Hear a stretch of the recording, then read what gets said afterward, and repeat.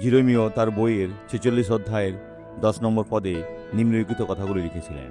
এ প্রভুর বাহিনীগণের সদাপ্রভুর দিন, তাহার বিপক্ষ দিয়োগে প্রতিফল দিবার জন্য প্রতিশোধের দিন। খড়গ গ্রাস করিয়া তৃপ্ত হইবে, তাহাদের রক্তপানে পরিদীপ্ত হইবে।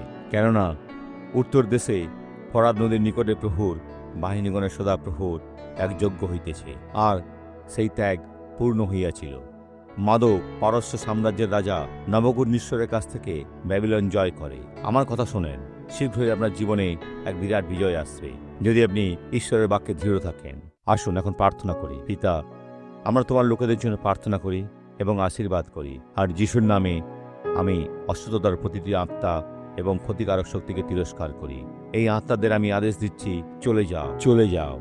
এই ব্যক্তিকে ধারণ করার অনুমতি তোমার নেই। এটা একটা আদেশ, যিশুর নামে, আমেন।